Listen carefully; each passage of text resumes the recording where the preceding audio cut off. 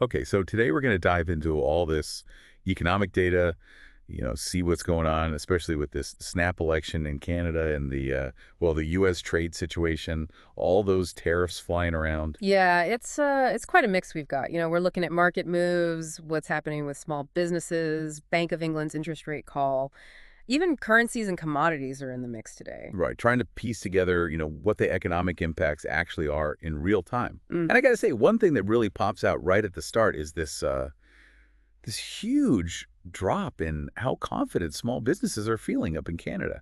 Like 25-year low, that's pretty alarming. What's the story there? Well, it's a real head scratcher because on one hand, you've got the TSX, Canada's main stock index. It's up a good amount, like 1.47%. And then the TSXV, that's where a lot of the smaller companies are. That's also up 1.12%. So, investors seem fairly optimistic. Yeah, that's a good point. But then you look at the Canadian Federation of Independent Businesses, they've got this barometer index that tracks how small businesses are feeling, and it just tanked down to just 25. And their polling, they talked to over 1,000 firms, and almost 60% of them, they're expecting things to get worse, weaker performance, inflation going up. Tough stuff. Man, that is a real disconnect, isn't it? Like strong stock markets, but the businesses on the ground, the backbone of the economy, they're feeling totally pessimistic. Yeah. And it's not just a feeling, right? Economists are actually starting to warn about a possible recession in Canada if these U.S. trade fights keep dragging on. That's got to be a concern. Absolutely. And I think you're right to highlight that this U.S. trade war situation is like this pressure point, right? It Yeah. ripples out, impacts things way beyond just the U.S. Yeah, totally. Even the Bank of England just decided to keep their interest rate steady at 4.5%. That vote, by the way, was 8-1 from their Monetary Policy Committee. So, they're definitely being cautious, and it's hard not to see the trade tensions playing a role there, like a ripple effect. Right. So it's not just headlines. It's actually impacting real policy choices across the world. Hmm. So let's shift gears a bit, talk currencies. The Canadian dollar, it's dipped a little against the U.S. dollar. We're looking at about 69 U.S. cents now. Uh-huh. But it's also down against the pound, but it actually gained against sterling. Interesting. And Bitcoin, well, Bitcoin just keeps climbing. It's up over 2,200 Canadian dollars.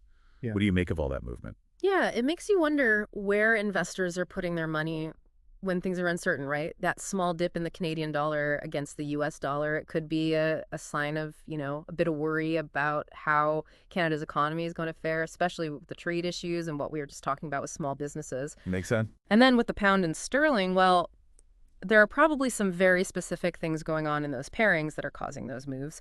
And Bitcoin, well, Bitcoin is always its own beast, right? I mean, it's so volatile. But that continued climb, it might show that some investors are looking for alternative places to put their money, given all this broader economic anxiety. Alternatives. That's an interesting thought. Okay, commodities. Let's hit those. Natural gas is down like 1.24%. WTI crude oil, it's up just a smidge, 0.16%. Gold is down 0.43%.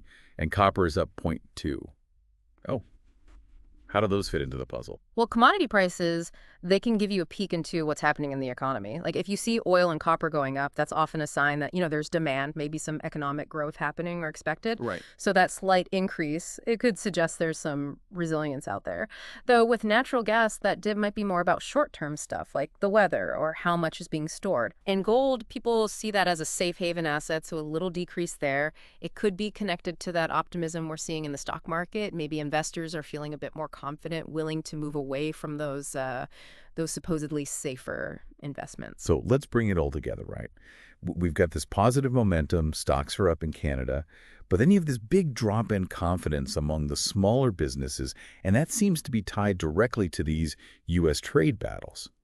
And those trade tensions, they're not just a North American problem. It seems like they're affecting decisions as far away as the U.K., the Bank of England. Currencies, well, it's a mixed bag, but there's maybe some caution around the Canadian dollar. And commodities, they're giving us mixed signals as well. What do you think is causing this split, these different stories we're seeing? I think you might be onto something there. Those big companies, the ones listed on the TSX, they probably have more resources, different ways to adapt if there are global trade disruptions. But smaller businesses, they're more likely to feel the pinch right away. Costs going up, uncertainty, all of that. Right. So That pessimism, what we're seeing with the smaller businesses, it might be a much more accurate reflection of what's actually happening on the ground in Canada, economically speaking. Mm-hmm. And the U.S. trade wars, they're definitely acting as well, a major wrench in the works, that's for sure. Definitely. Okay, so to wrap up, even though the TSX and TSXV are looking good, that big drop in small business confidence, and that seems linked to the trade wars, it paints a pretty worrying picture for Canada's economy. These global trade tensions, they are a big deal. They're affecting international monetary policy. And currencies and commodities, well, they're reacting to all of this in different ways. Yeah, I think it points to a potential weakness, lurking beneath those market gains. Yeah, good point. So here's something for everyone listening to think about. We've got this stark contrast, right? Stock market seems healthy, but small businesses are feeling super uneasy. What's going on underneath the surface economically that we might not be seeing right away? And if this split, this difference continues, what could happen to the wider economy? Could there be some unexpected consequences? Some things to ponder, for sure. Thanks for joining us for this deep dive. My pleasure. Really appreciate your insights. Anytime.